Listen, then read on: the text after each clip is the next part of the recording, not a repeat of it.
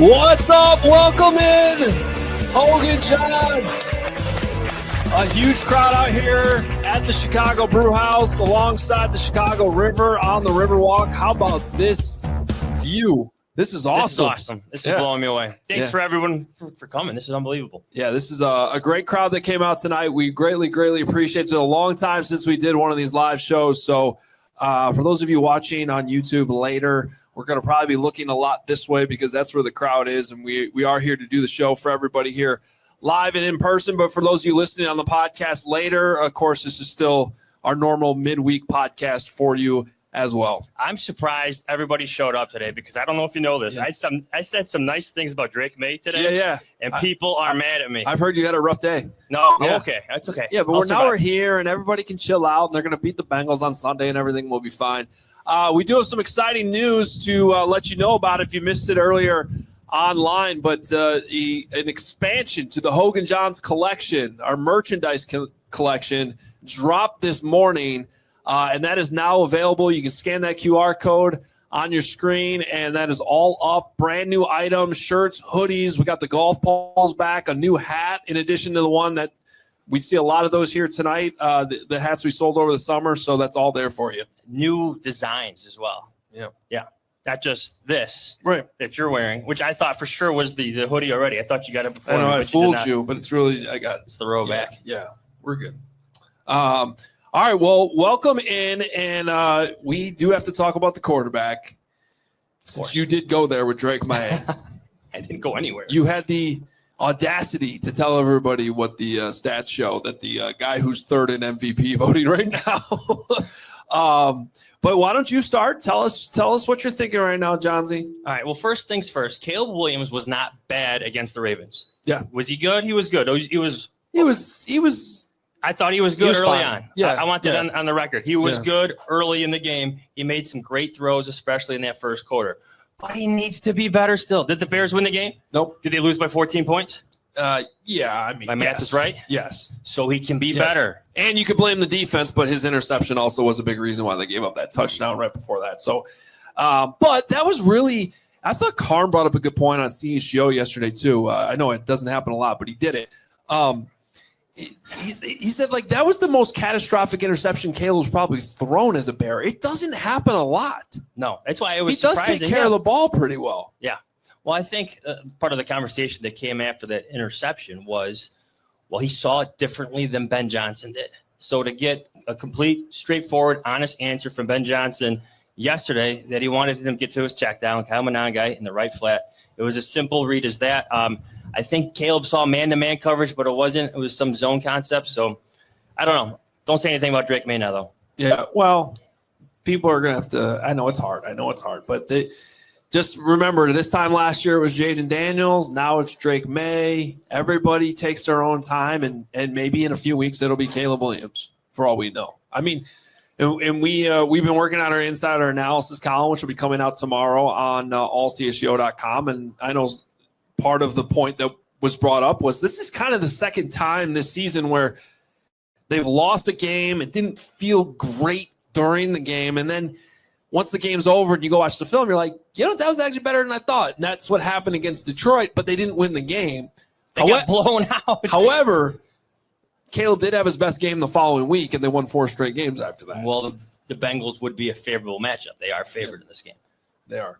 Although I don't know about the matchups for the Bears secondary. We'll have to figure out Joe Flacco's status. Also, I got to say, I noticed this on film too. Caleb got kind of banged up, I thought, at the end of that game. That big hit. I don't know if it was on that big hit. So he got the DJ Moore. Incredible throw to DJ Moore where it just looked like a Madden play and threw it up, and DJ made a nice catch. He got rocked on that play. And then the couple plays after that, I noticed him limping a little bit. So you know what? Tomorrow's tomorrow's Wednesday. We'll see, when practice and the injury report and everything, but it wouldn't shock me if he's actually, limited, sort of dealing with something this week. Just based on what I saw at the end of nothing else, but just based on what I saw at the end of the game, kind of on the film. Well, he finished that drive. I think he had a few more learning moments, according to Ben Johnson, later in that drive. But if he's limited in practice, It is what it is at this point. I think everybody else on this team is injured but Austin Booker, who's coming back finally. Yeah, finally. They waited till the very last moment to activate today. him. But it turned out they needed to because the bad news we got yesterday was Shamar Turner out for the rest of the season now with the torn ACL. I thought Ben Johnson's comments on him were interesting. Just, we've been waiting. He's been dealing with some things. Obviously, he was hurt during training camp. But then they get him back, and then they make a move. They move him to defensive end, and he's like, that was a big part of our run defense getting better. So, they are going to miss him a little bit. They're very different. Taking a defensive tackle, playing him at defensive end is very different than Austin Booker, who's more of a thinner, not the strongest defensive end. He's going to try to win more with speed. You view him more as the pass rusher. I thought the Bears' run defense was good against the Ravens. So you look at the final stats. And they allowed some, eventually the Ravens took over a little bit, on both sides of the ball. But a lot of that was the quarterback runs, though. I thought that was that one long run. For considering who Derrick Henry is, I thought they did more than a good enough job. But to Ben Johnson's point, Shamar Turner was part of that improved run defense. And so was Dominique Robinson, who has won over another coaching staff, but this time leaves that game with a high ankle sprain, looking at 3 to 4 weeks sitting on the sidelines now. Yeah, he's going to be missing some time. So, I guess as we talk about let's talk about Ben Johnson's comments before we just completely move off of Caleb. Yep. So Ben Johnson yesterday did a couple different media things as he does on Mondays. One, talking to Jeff Joniak, and I thought that was the first thing like on Monday that kind of had you thinking a little differently was when he tells Joniak that he thought that Caleb played better against the Ravens than he had the prior 2 weeks. Then that's when you start to think about, okay, let's really think. Like, I definitely feel that way about the Saints game. The Commanders game, I didn't necessarily think he was horrible, and they did win that game. So but I do think it was the first sign that, like, okay, Ben. And by the way, this is Ben Johnson too. Ben said that he felt better after watching the tape than he did walking off the field. So he's kind of like everybody else, going through the same process, even though he's the head coach. So I had two thoughts on that. One, Caleb wasn't that great in those two games, so the bar for him to clear is pretty low, right? Yeah. But he was better. He was better, especially early on when you have all those action plays hitting for chunk yardage, a lot of explosive plays again. So he was better. But then he also said there were some moments for him to learn from, some lessons to learn from. And I think those are the big things you want to take from that game, like not running out of bounds in the final minute of the first half. Caleb said it himself immediately after the game. That's something he has to do differently, where they could save a timeout.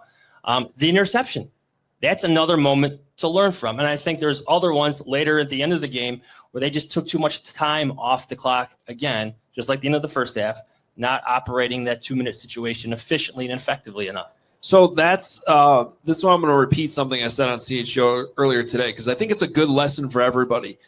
So a lot of times you'll hear like, oh, you got to watch the film. You got to watch the film that tells the whole story of how a guy plays, and that goes way beyond the quarterback. It goes for every player on the field, and that is definitely true.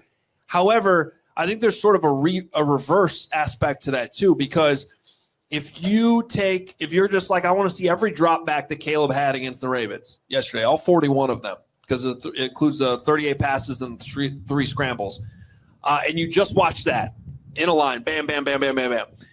My reaction doing that was, that wasn't that bad. That was pretty good.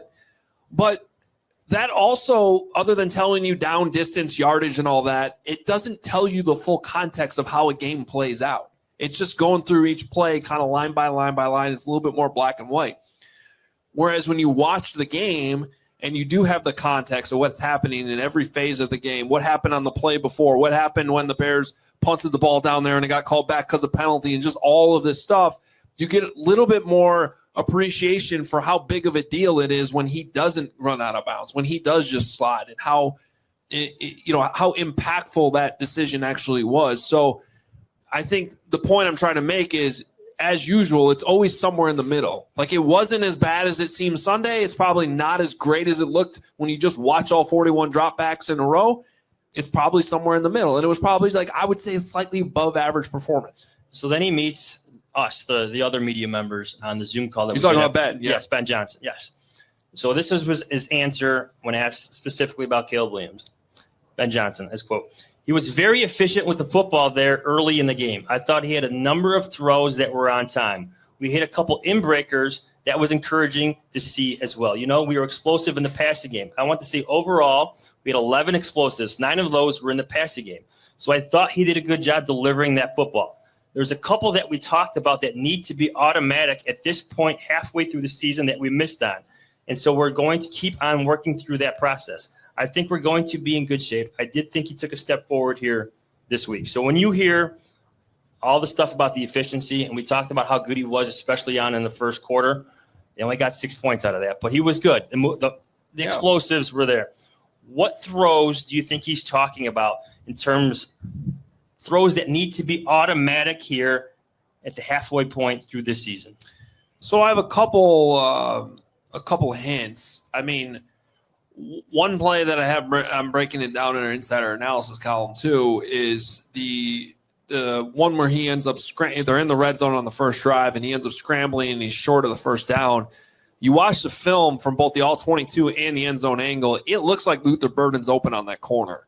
And it looked like there was a window to get it there, too. And I'm a little surprised he didn't pull the trigger on that one. So I have a feeling that might be one of them.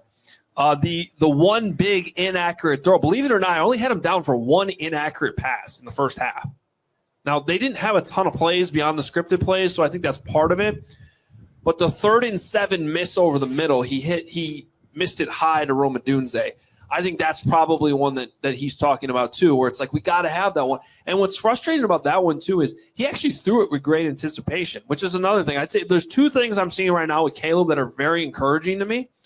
One, well, at least in this game. One, he was way more accurate in this game than he was the last 2. Throwing on the run, all those issues, that got fixed. He was much better throwing on the run. And when I say accurate, I mean he was putting it on the hands, on the move, which is not easy to do. And he's throwing with anticipation, quite a bit actually. But that one, he almost threw with too much anticipation because Rome wasn't ready for it. And the ball was also high, so it was a combination of both. And I think that's one on 3rd down, a money down, where he's open and you're going, hey, you got to hit that one right up there in the middle. So the Bears are in the red zone, and he gets sacked by Mike Green. Theo Benedict loses his one-on-one matchup. But if you watch that play closely, I think the Ravens disguised their coverage very well. He was confused. He was looking for man to coverage. I think he got like a 3-by-2 or 3 defenders with 2 receivers. I think he was looking at Colston Loveland on the out right in front of the end zone. Kyle Monangai comes free over the middle. Like, how would you evaluate that? Here's the problem. Monangai was late. So Monangai's in there as extra protection. They're showing like a cover, like a zero blitz look, like everybody might come, and then everybody backs off instead, and they end up just rushing 4. So you have 4 versus 5 offensive linemen. You, as a running back, you're supposed to get out. Yeah. Right. So you're supposed to recognize right away, I don't need to block anyone, and he hesitates. In fact, Joe Tooney doesn't even have anybody to block. They're both standing right next to each other. So that should be your cue right there. I got to go. I got to get out. And you'll actually see he peaks. Caleb sees the pressure that Theo Benedict's letting up, and he looks for his check down. He's looking right there in that open area, and Monangai's not there yet. So by the time he gets there, Caleb's already got off. He's trying to look to the right. Nobody's open. He gets tripped up from behind. So I do not put that sack on Caleb at all. I think he looked for his check down. The check down would have been wide open. It was one of 3 plays in that sequence, and I broke this down in our insider analysis column, all 3 of them, where I thought they could have had a touchdown, should have had a touchdown. And that included DeAndre Swift on first down 2 plays before that. He just didn't hit his hole. That hole was open. It's probably a touchdown. He cut back too soon. He cut back. So if I'm right Ben Johnson, nose tackle, I believe. If I'm Ben Johnson, I'm very frustrated just as a whole with my entire offensive execution once they got down there in the red zone in that situation. I believe the Bears are currently 26th right now, number 26th. In red zone percentage, touchdown percentage in the red zone. That's not good. That's not good enough. It's not good enough. The explosives are super interesting, though, because the Bears' explosive percentage, so the percentage of plays that they ran on Sunday against the Ravens that were considered explosive, so that's 10-plus rushing yards. If you run the ball 20-plus in the air, 15.9% of their plays were considered explosives. That was in the 92nd percentile. And they've been doing that all season. By the way, Caleb's EPA per play was still, the offensive EPA per play and drop back were all positive when it was all said and done. And I remember I get this email from Sumer Sports on Monday when I saw these. I'm like, really? It didn't feel that way in the moment, but it was not. It was actually more of the running game that brought things down because they had a negative EPA per rush. What do you think they do defensively moving forward right now? I don't know. I mean, they need Tyreek Stevenson to get back healthy as soon as possible. They need to find I will say Montez Sweat's been better the last few weeks, but he's still not giving them what the contract says he should be giving them. I put this in my column today. Is it time to start talking about the season that Dio Dangbo's having right now? Oh, yeah. I mean, definitely it is. Numbers aren't good enough. He's to be fair to him, he has been good against the run, but there's also been some times against the run where he's cut inside and lost contain on the outside. Now, I think he's been better with that the last few weeks, but there was a few times earlier in the season where I'm sitting there watching the game with Corey Wooten in our studios, and Woot, who played that position in a 4-3 defense, is like, you can't do that. What are you doing? But look, he's getting paid to also get after the passer. 3 years, $48 million. Not doing that right now.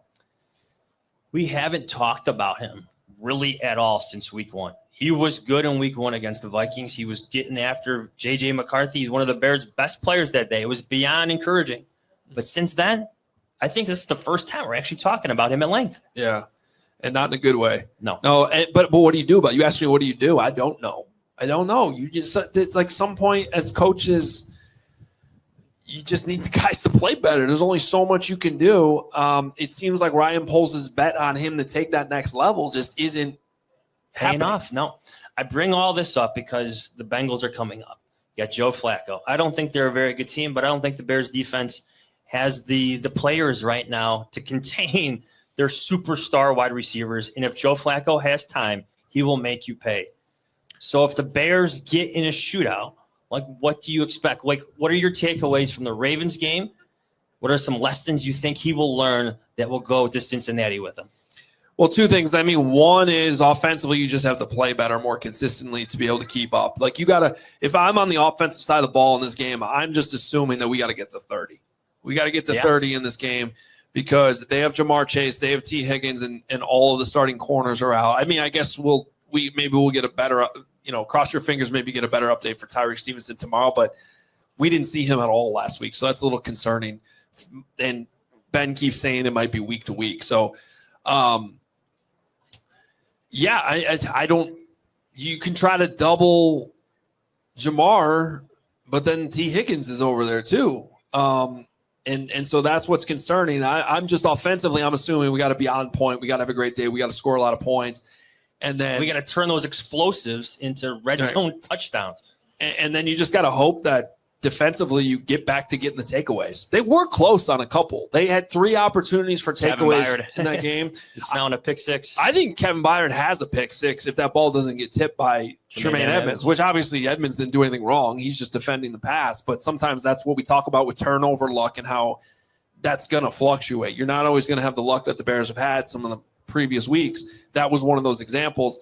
There was another one where Huntley kind of flicked it up there, and maybe if Brisker hadn't broke on the route to begin with, maybe he would have been there to pick it off. And then right at the beginning of the game, I don't know how Montez Sweat didn't get that one out. It was a great play by him. He had a good sack and his hands on the ball. I thought for sure it was coming out in the moment, and it didn't. So it's not like they weren't close at getting takeaways, but in this game Sunday, it just feels like this is going to be a game where you're going to be giving up some yards. You're going to be giving up some points. You need to at least win the turnover battle, because I said the same thing before the game on Sunday. I said they will not beat the Ravens if they don't win the turnover margin, and they did not. You have to keep pace. Yep. You have to put your own touchdowns on the board.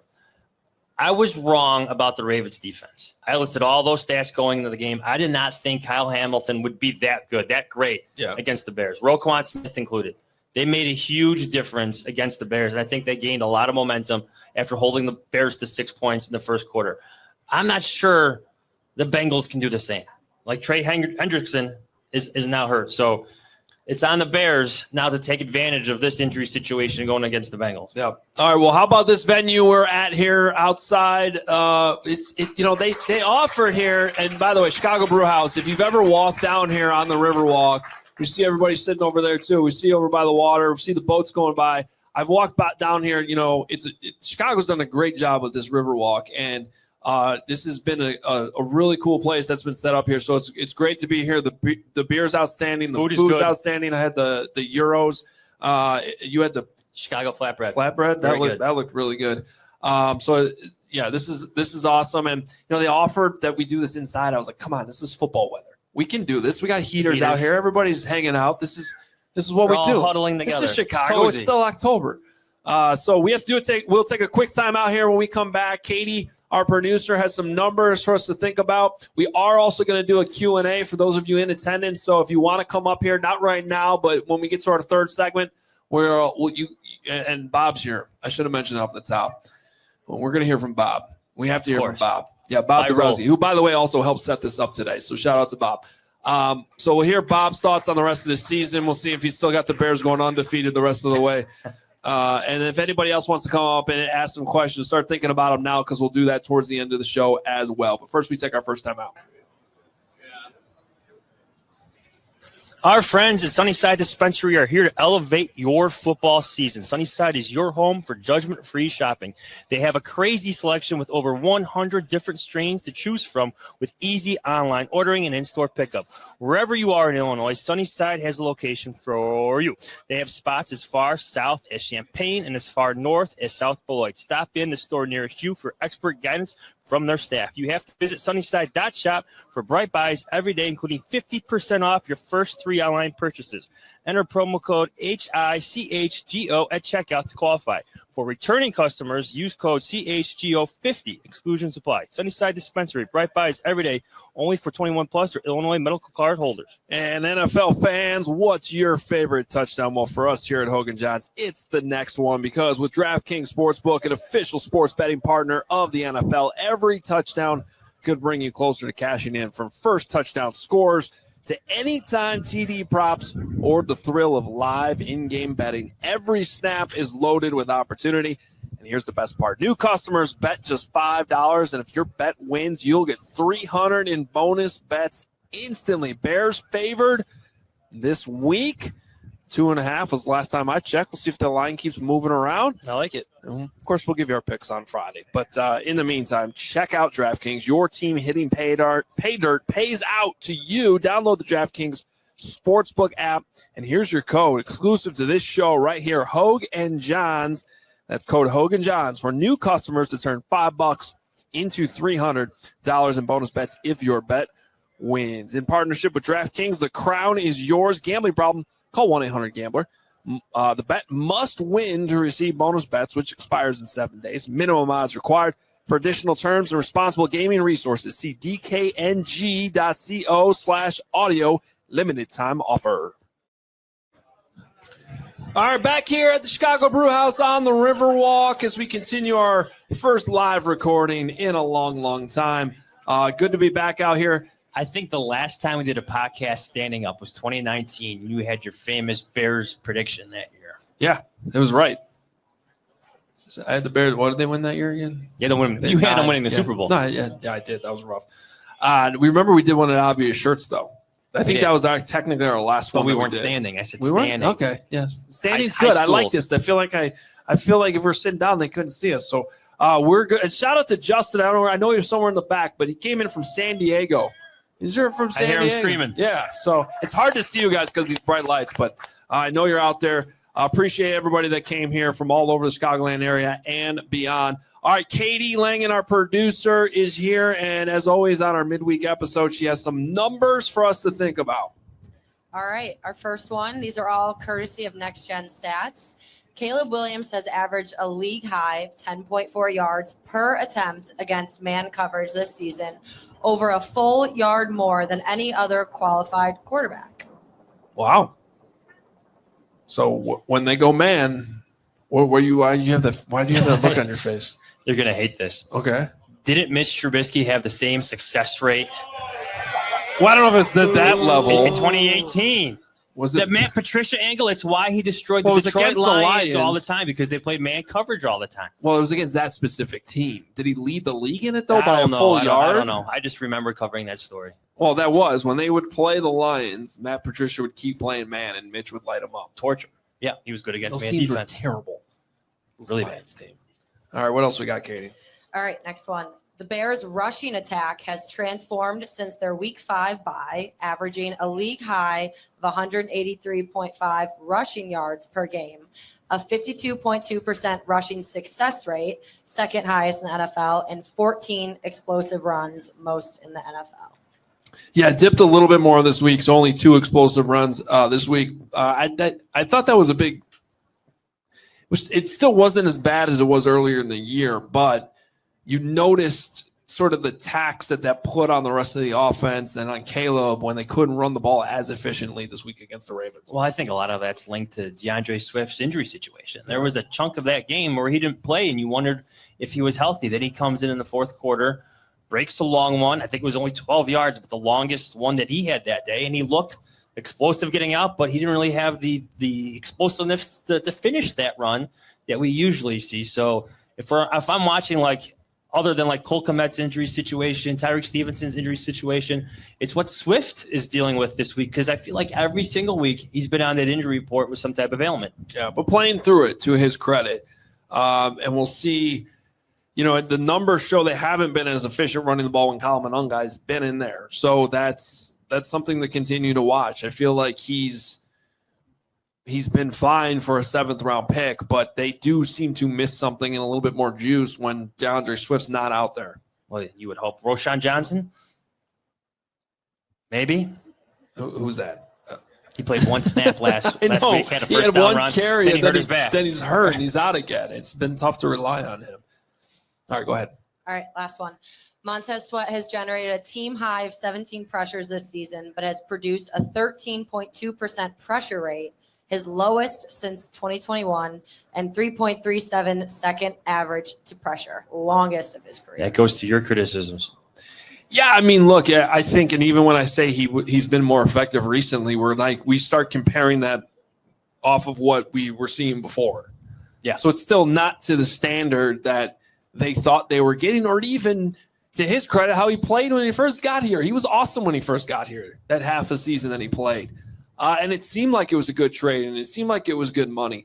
Now, Johns, I don't know if you've looked. What do you think's going on here, though? Like, he showed up to all the OTAs, all the off-season training, all the voluntary stuff. Yeah. He's buying into what Ben Johnson is selling. He's being a team leader amongst his teammates. What's going on? But you can also look at the numbers before that season. So that season, he ends up leading the Commanders and Bears, 2 different teams in sacks, and that was great. But even before that, like, he was always kind of considered second to Chase Young even. And it turns out neither of those guys are really that outstanding when it comes to, like, looking at all the pass rushers across the league. So, again, I mean, you just look at it as a bet that, you're trying, and I get it, because as a GM in this league, you're trying to time these big deals at a time where a player's reaching their prime or just getting in their prime or hopefully still have more room to go. And I just feel like too many times here that hasn't paid off for the Bears. Passers and pass rushers, right? No, it's not the same type of impact that we saw with Khalil Mack year after year after year. And I remember having this conversation when his numbers started to dip. I think by year 3 of his contract here, where his numbers weren't the same, but we knew he was at least dealing with all sorts of different injuries. Like, he wasn't healthy later into his contract with the Bears. And if I have this right, because I don't have it up in front of me right now, but I was looking at this recently, I'm pretty sure there's a feasible out that they could start getting to this offseason. And I think there's more guaranteed money that's due like the 3rd day of the league year coming up in March. So I have a feeling this storyline is not going to be going away. We can sort of shelve it for now and talk about how he plays the rest of the season. But once we get in the offseason, I think that's somebody we're going to be looking at as, is he somebody who's still on this team in 2026? Well, I think we could look at the investment of really the entire Bears defensive line at this point and have questions and concerns from Sweat to Odangbo to Grady Jarrett in the middle. Now, he's been dealing with the knee injury, but I definitely thought he flashed against the Ravens a little bit. Like, he was better. He made an impact. Yeah, he did. There were some good rushes in there. Grady Jarrett actually caused the sack that Javon Dexter got. Yeah. I mean, I don't know how he didn't get a half. I can see why they ruled it the way they did. But, when it comes to the team meetings, that's definitely one of those where Dexter's like, thank you, because you created that sack for me. Yeah. So maybe he should get a half. But, mostly it was Dexter taking him down at the point of attack when it was all said and done. Are you surprised that his season, Javon Dexter's, has been as quiet as, well, I think we all felt leaving training camp like he was poised to have kind of a breakout year for the Bears and Dennis Allen's defense? Yeah, I'm a little surprised it's not more. I mean, I never raised my expectations to think that this guy's all of a sudden going to be an all-pro. But yeah, it's been a little bit more quiet than I would have thought because I think I know I at least named him what I thought was the most improved player of camp this year, the guy that took the biggest jump. And I don't know that we've seen that fully carry over. That being said, he hasn't been bad by any means. I thought earlier in the season when he was actually playing over Andrew Billings quite a bit, that was justified. And it was probably a reward for what he did in camp. Now that then kind of switched. Grady Jarrett goes out. Billings had to play a lot, and Billings had a good 3-week stretch there where he was making really, really impactful plays. You would think this week, game planning for Joe Flacco, kind of a statue back there that the blitzes are going to be heavy in the game plan of Dennis Allen. Yeah, but then that gets risky. I mean, what a trade that ended up being. Flacco's just sort of rotting in Mike Cleveland. Tomlin's still pissed about it. Yeah, and because he knew. Yeah. Tomlin knew that even though Flacco can't move, he's going to do exactly what we've seen him do the last few weeks, which it was mind-boggling that they couldn't figure this out before. Like, get the ball to Jamar Chase. And then when he's doubled, go to T. Higgins. And then the first game he gets out there, and he's just like, I'm going to Jamar. The Packers could not cover him. Then they go to the next game against the Steelers, and poor Mike Tomlin standing there on the sideline is what did Chase have, 23 targets? Was that what it ended up being? Yeah. When in doubt, find Jamar Chase. I'm worried how the Bears are going to cover those guys. I mean, this is going to be a game where you want to have a long, sustainable drives. Yes. Not at that end in points. Yes. You can't just get down there and kick a field goal. Yes, touchdowns. They ended in points against the Ravens. You need touchdowns. If the Bears score 14 points in that first quarter, we're talking about different things right now. I don't write about Drake May if 2 touchdowns are scored in the first quarter in Baltimore. Yeah. Well, yeah. And there was opportunities to do so. So, yeah, if you get a 50-yard touchdown, you'll take it. But if you score in 3 plays, it wouldn't be shocking if they came right back and did it too. That's where I can't wait to see what Dennis Allen comes up with, see if they can cause some confusion. They need to find a way to create more takeaways this week against Cincinnati. Yeah, well, hopefully some pressure on Joe Flacco will help lead to that. All right, we'll take our second timeout. When we come back, we'll do a little bit of a live Q&A here on site at the Chicago Brew House alongside the Chicago River. That's all coming up next. Fall always feels like a reset between back-to-school stuff, busier routines, shorter days, football, nonstop football. But that's why I love Factor. Their chef prep, dietitian-approved meals make it easy to stay on track and enjoy something comforting and delicious no matter how hectic the season gets, including football season. I got my box today, 5 or 6 great meals. It's coming to Hallis Hall with me. Oh, you need one? It's perfect for a house. I could share it. No, you don't need to because I got my box too. Unfortunately, I haven't been home yet, so I don't even know what's in there yet. I'm very excited about it. They have so many options from Asian food to American food, so many specialties. So eat smart at factormeals.com/CHGO50 off and use code CHGO50 off to get 50% off your first box plus free breakfast for 1 year. That's code CHGO50 off at factormeals.com for 50% off your first box plus free breakfast for 1 year. Get delicious, ready-to-eat meals delivered with Factor. Offer only valid for new Factor customers with code qualifying auto-renewing subscription purchase. And I know if you're like Johns, you probably can't even name all your financial accounts or what they're worth, your 401ks, your properties, whatever you got there. But I can because I use Monarch. Well, I probably still can't, but if I needed to, I can go into Monarch and then I can. It's all there. Then I can all list it because Monarch helps you feel organized and confident in your finances. An all-in-one personal finance tool that brings your entire financial life together in one clean interface on your laptop or phone. And right now, just for our listeners, Monarch is offering 50% off your first year. Monarch is built for people with busy lives like us, like you, and everybody. If you've been putting off organizing your finances, Monarch is for you. They do the heavy lifting. They link all your accounts in minutes. They categorize everything, make it perfect for you. That's why it was named the best budgeting app of 2025 by the Wall Street Journal. So do not let financial opportunities slip through the cracks. Use code CHGO at monarch.com in your browser for half off your first year. That's 50% off your first year at monarch.com with code CHGO. All right, back here with our live recording of Hoge Jahns at the Chicago Brew House. And look who's with us. It's Bob Dabrowski. Hey, boys. Bob Dabrowski reporting live from the Chicago Brew House. Beautiful location here on the Chicago River. We got the Mariana Towers over there. I guess we're in the live Q&A portion. Is that correct? Right here. That's right. If the panel will permit it, I actually have 2 questions for you boys. Okay. You're allowed to. We'll give you 2. First question, I've been losing a lot of sleep and just tossing and turning. And if you guys could please just put my mind at ease, be still, my pounding heart. Is there any truth to the rumor, yes or no, that Ben Johnson is going to leave the Bears to run for president in 2028? I don't think you can rule it out. I mean, he'd have every vote in Illinois at this point. I think he loves coaching too much and the Chicago Cubs too much. That's a good Thank point. you, Johnsy. I appreciate that. Yeah. Hoge, I don't like that answer. Okay. Sorry. Second question. And this is kind of a little bit of a throwback, but in training camp, we heard a lot about Ozzie Trapillo, the Giant Johns. Am I holding it wrong or something? Competing for left tackle, they moved him back and forth, and there was a lot of optimism. We thought, oh, maybe this guy's the future. Yes, no, and then it turned out to be this Canadian that we all love now, Theo Benedict.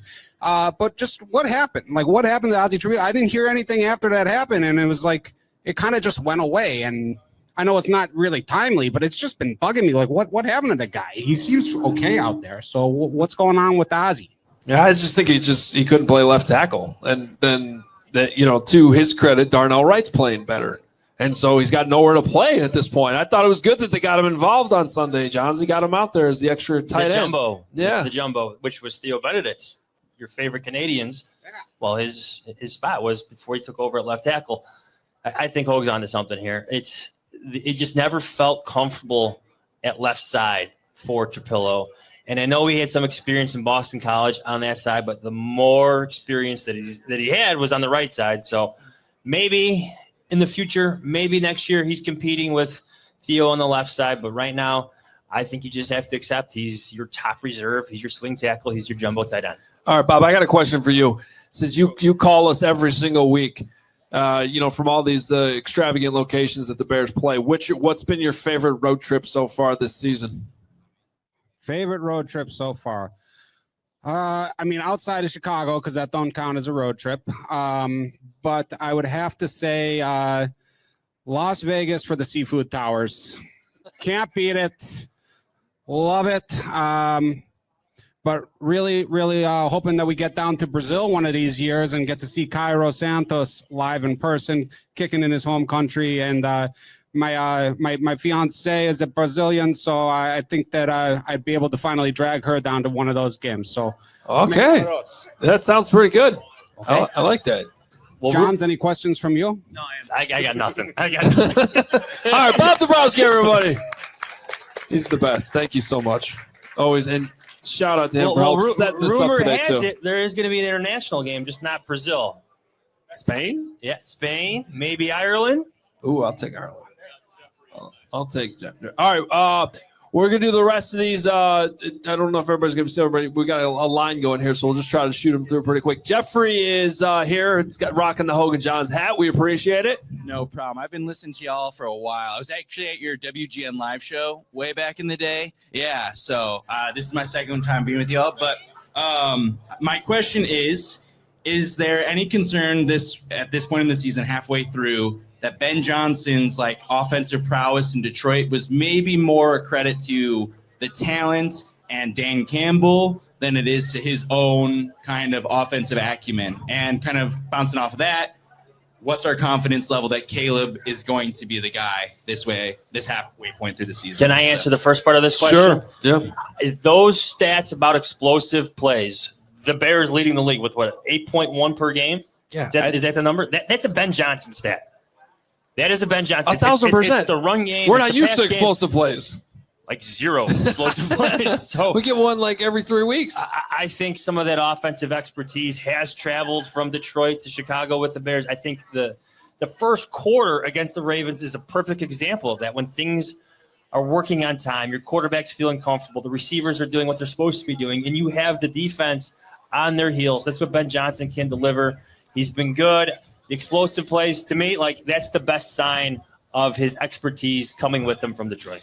Yeah, and I think expecting that this thing was going to look like Detroit, but when he literally led the league in EPA per play over the last 3 seasons, to have that happen overnight was just, it's never going to happen. So I think it is a credit to the players they have in Detroit. I think it is a credit to Dan Campbell, who's done a phenomenal job there. But this is going to take time. Look at the first half of that first season in Detroit when he was calling plays. It did not. They weren't what they became yet. So it's going to take time, and it's going to take quarterback development, and it's going to take all of them getting on the same page. That's why the run game could go from essentially horrible in the first few weeks to then all of a sudden one of the better rushing units over the last 3 weeks, because that just takes time and time on task and getting everybody on the same page. Yeah, you know what? It's too early to judge Caleb Williams. I got to go on record again saying this. You have to be patient with this process. All the ups, all the downs. He gets the entire season to prove himself to Ben Johnson and probably a little bit more next year.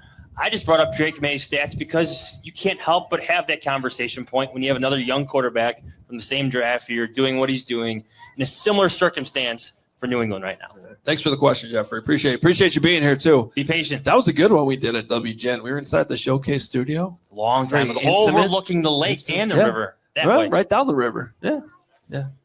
All right, I think we got Kelly here now rocking the Bulls. Shout out to the 3-0 Bulls. Shout out to Big Dave, who's here. CHCO Bulls. Big fan. Thank you, guys. I actually have a media question. Mix it up a little bit. So I watch the press conferences after every game, and then on Monday after Ben watches the tape and whatever, and then I'm like, ooh, who are we going to get next? And then it's like, oh, a Nick McLeod. And so I'm just wondering the process for, like, how does the media request players that, come to press conferences, and how do the Bears decide who to put in front for press conferences? Because you definitely feel a different energy depending on who they choose. And I don't know how quickly the decision is made, so you can prepare your questions. I am going to let you handle this one. Why? Go ahead. Well, so during training camp, when locker rooms aren't open, so once the season starts, we're allowed to go in the locker room. That's the trade-off for not being able to watch practices anymore beyond like the first 10 minutes. So in training camp, when we watch practices and everything, it used to be we can just like pretty much pick everybody off when we were in Bourbonnais. Now they just give us guys, and now we can like kind of request who those people are. Now we're not guaranteed to get them, but usually like within a given week, if there's somebody who's being heavily requested, they'll bring them up there. These Monday pressers, I would say it factors. Did they win the game? Did they lose the game? And who's eager to talk and who played well and who didn't? Yeah, it's a bit layered. A lot of it's related to which players talked a lot, like in the locker room the night or day before. So like Kevin Byard has done a lot of those press conferences, but he usually talks after games. I think he did 3 different sets of interviews in the locker room in Baltimore. So he wasn't going to be an option. Usually they try to get an offensive player and defensive player. They try to tie it to different storylines. Obviously, that's why Nick McLeod was there. But at the end of the day, I think we had to blame our guy Patrick Finley, who was our liaison. Yeah, it's him. It's his fault. Blame Pat. Yes, he's our liaison to a lot of things with the Bears media department. Thank you. Pat's fault. Yeah, thank you for being here, Kelly. Appreciate the question. It's good to have a change of pace like that. All right, JJ is here as well. What's up, JJ? Hi, guys. I've been a listener since 2016, and you guys are actually the reason that I joined journalism as a major in college. So thank you, guys. My question is, earlier you guys mentioned that Ben Johnson said that Caleb Williams is sometimes missing throws that should be automatic at this point of the season. How coachable do you think that is, or fixable that is by the end of the season, or do you have a timetable on that, perhaps? Yeah, I mean, I think it's definitely fixable. I think, look, not every quarterback is going to hit every automatic throw throughout a game, throughout a season. There's no question about that. So I think you want to be back, but take that completion. If the goal is to be like 70%, you probably want to be like 90% on the quote unquote automatic throws. What they would call those, if not even maybe even a little tick higher, depends, right? Obviously, what the concept is, how deep the concept is, and everything like that. Like even though earlier in the show I said that deep inbreaker across the middle to Roman Dunze on 3rd and 7, I think that's one of the ones he's talking about as an automatic. That's not the easiest pass of all time either. Do you think Ben Johnson regrets saying that 70% completion percentage was a goal for Caleb Williams, including in practice? I don't think he regrets it because I think he has high goals. Yes. I think he has, yeah. Agreed. But the second he said it, I said there's no chance. Because we started to track it. I said there's no chance. Truthfully, like we've seen some hits and misses, specifically misses like dating all the way back to training camp. There were some 7-on-7 periods that weren't good in training camp, some 7-on-7 periods that I think scared a lot of media members or analysts watching those practices because they just weren't efficient enough. To me, this all comes down to experience and comfort. And the only way you get that is reps and time and just doing it and trusting your guys to be in certain places. Like you said, with the check down the Kyle Manon guy, like releasing at the right time so Caleb could count on you being there. Time. Patience again. Yeah. Where'd you go to school? U of I. All right. Sorry about that. Did U of I beat Wisconsin this year? Did they play yet? I wouldn't know. They do in like a few. Do they play in a few weeks? I think so. Yeah. Yeah, it won't go well. No, Illinois would kill them. Yes. It won't be close. We don't need. We're making fun of him. That was kind of, yeah, but, well, thank you for being here, JJ. We appreciate it. Oh, man, we got a starter jacket and everything right here. I love it. 100. This is awesome. Did you add that patch to it? They sold those that year? Oh, cool. I didn't know that. That looks like it's like straight from the 90s. I love it. What's your name? I'm Voss, long-time listener, first-time caller. Appreciate you guys doing this tonight. My question's about the rookies. Can these guys not play? Is this a Ben Johnson, Dennis Allen philosophy of kind of redshirting these guys? Or are there just enough established vets at each position where it's just not warranting the snaps? Look, I think it's a little of all the above there, but I will say this, John. Like, is it fair to say, like, I'm a little disappointed in the contributions of the rookie class so far to this point? I expected Ruben Hippolyte to be a mainstay in special teams because of that speed. They talk so much about wanting to inject this speed into their entire roster. So this is a player drafted because he's fast and he's been inactive. So to me, like if we're going to talk about like disappointing things that have happened since that draft class, like you could talk about Loveland and Tyler Warren. I get that. Like now Luther Burden has concussion. That's not good. We just talked about Ozzie Trapillo now becoming your jumbo tight end in certain packages. But Ruben Hippolyte being inactive after all the good things you said about him post-draft, like to me, that's problematic. Like something's not working right now. Something's not clicking because you've had other linebackers be active and added to the roster over him. Yeah, but I mean, I think that's a great example. But, I think you can go down the line. Like, I think everybody expected more from Loveland to this point. Ben Johnson even admitted as much in a press conference a couple of weeks ago, like that the production isn't quite where they were hoping it to be. Luther Burden, I expected more. I didn't expect him to be on the field necessarily any more than he is, but I expected more explosive plays and kind of these wow moments from time to time, or I don't know, end arounds, just like different. He just sort of different stuff. He's just sort of out there, so that's been a little disappointing. And then your other 2 second rounders, you've literally had to change positions with them, both of them. And then one's now out for the year. But Shamar Turner didn't end up being a tackle. You moved him to end. You tried to play Ozzie at left tackle, basically decided he's just a right tackle, and now he's your swing tackle who, was a extended tight end in the game plan last week with Cole Kmet out. So I think you can kind of go through all of it and just be like, look, the story's not done on any of these guys, but the rookie impact has been disappointing to this point. I am buying everything that Ben Johnson said about Shamar Turner. Well, yesterday to us over Zoom about him, getting better and helping improve the run defense that needed serious improvement, especially after the first couple of weeks. So to see him get injured, especially lose the entire season, the rest of it, that's disappointing on a lot of different fronts. Yeah. Appreciate that. Good Thank question, though. All right, we got a couple more before we get out of here. It's been fun out here at the Chicago Brew House. What's up? Hey, my name is Paul. I'm a big fan of you guys. I've been listening for the last couple of years. I'm from the northwest suburbs, but I currently live in Daytona Beach. Not many Bears fans in Daytona Beach. So, really appreciate the dialogue you guys put out on the podcast weekly. So I don't remember if it was last week or the week before, but Johns, I think you had brought up this hearsay, maybe some dialogue, around the league about the legitimacy of the last three or four wins, right? We lost to what I think is a beat up Ravens team, right? How do you guys feel now that we lost to that team? How do you guys feel about the 4 wins? Yeah, well, first of all, I think that you can go down a dangerous road in the NFL, like sort of overreacting to any win or loss in any given week.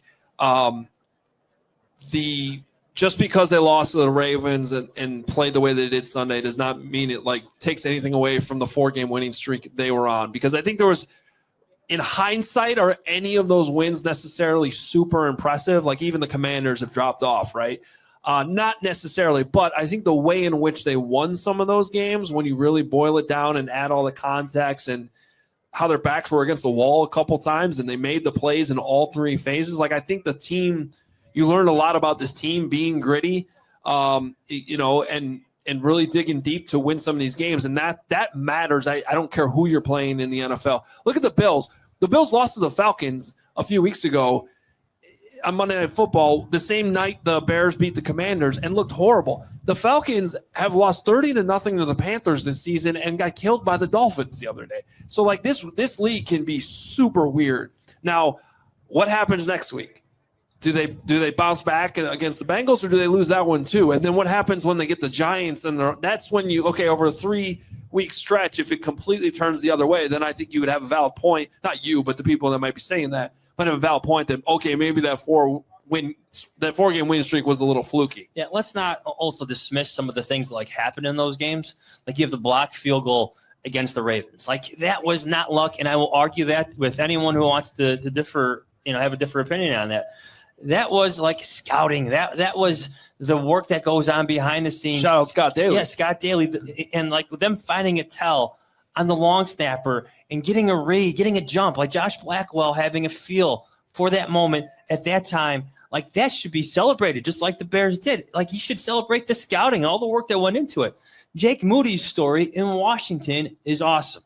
It's awesome. I know we debated this a little bit, but those conditions were not good, right? Scott Daly told you this in the locker room. He came up to you.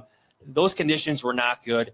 He had been cut by the team that drafted him. Everybody was dismissing him, and here he is kicking in less than ideal conditions on the road against the Washington Commanders, where the Hail Mary happened last year. So to see him have the success he did, like that should be celebrated. And then to do it again against the Saints when the conditions aren't good on the lakefront. Like those are good things that have happened for the Bears. Those are good stories that you could take from this season, like stuff that builds culture, stuff that builds camaraderie.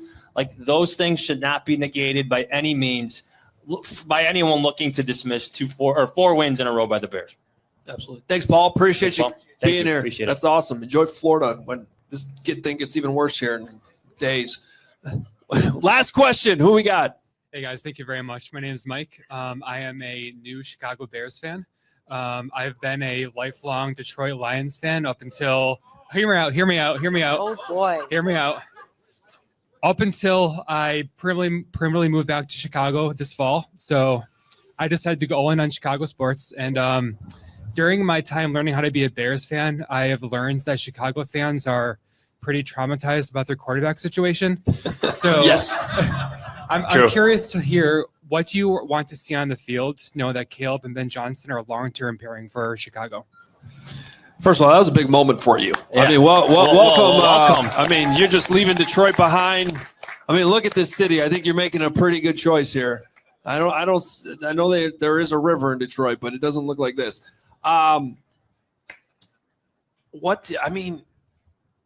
Just continue progress. I want to see the Bears stop talking about losses like this as like progress, good steps forward. Like I want to see a 4-touchdown game and then followed up by another 4-touchdown game, followed up by like 4 consecutive games where Caleb Williams hits a passer rating over 100. This happens all over the league. Now it could be rare, especially here in Chicago, but that's the next step I think I've been waiting for, is where we're not over-analyzing a loss, trying to break down a game in various different capacities, looking for good things out of a loss. I want to celebrate a lot of good things in a win. That's a fair point, and I think that's where I think it's completely fair. As much as some fans might be upset at you for writing the Drake May comparison column, you right now with what Drake May's doing, you don't have to squint at the film on Monday. Yeah. To see the progress. And that's not to say that the progress isn't there with Caleb when you do squint at the film. I think there are valid points there. But it would be nice for everybody, new or old Bears fans, especially the older ones that have been through this and are traumatized, for them to just be able to watch a game on Sunday and be like, that's it. That's it. Yeah, I don't have to be a quarterback guru. I don't have to be like the most knowledgeable football guy in the world to know that, okay, he threw for 400 yards, 3 touchdowns. It just like it looked amazing. Like that's and I don't think that that's an unfair expectation. Nobody's saying he has to do that every week, but that would be nice to have happen sometimes. Yeah, but in a league where everybody hits 4,000 passing yards, but Chicago Bears quarterbacks, in a league where Baker Mayfield, MVP candidate, Sam Darnold, another career resurgence in Seattle, Daniel Jones, MVP candidate, maybe, like, you would like to cover a Bears team where that type of quarterback play is the consistent conversation, as opposed to we're all arguing and debating what was good or not in a loss. Yeah, absolutely.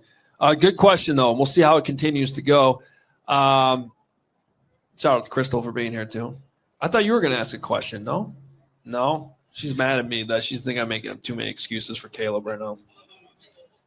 Before we end, she shoots it straight. I appreciate it. Yes, Katie. our good friend Bob Dabrowski would like to come up and give his season predictions.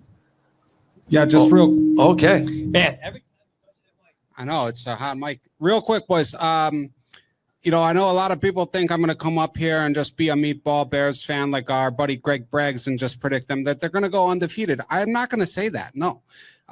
The Bears have 10 games left. They're going to go 9-1. There's no reason to play the starters week 18 against the Lions. Let's go Bears, bear down. Wait, what's the one loss? Oh, the 18. Lions. 18. Well, see, I would have thought you would still have faith that they'd win that game. I guess not. No, they're not going to even play. Forfeit. That'd be crazy. All right, I like it. All right, thanks to everybody being here. Thanks to Chicago Brew House for having us out. Thanks for Bob for helping us set this up, too. This has been a lot of fun. And if you're just watching or listening to this thing, the patio's open for a few more weeks, I hear, right? So, yeah, the heat lamps are out. It's football weather. Plus, there's indoor space here and some TVs inside as well. The beer is outstanding. Cheers, Johnsy. Cheers. This has been fun. It's good to be back out in front of everybody here. So thank you for being here. We'll continue to hang out. We're not going to run out of here, so hopefully we can say hi to everybody that did show up. We appreciate you being here. As for us, the rest of this week, we'll have you covered. Insider analysis column coming out on today as you're listening to this Wednesday. We will have all your coverage from House Hall, and our preview episode drops Friday as we will preview the Cincinnati Bengals. It's here already. See ya.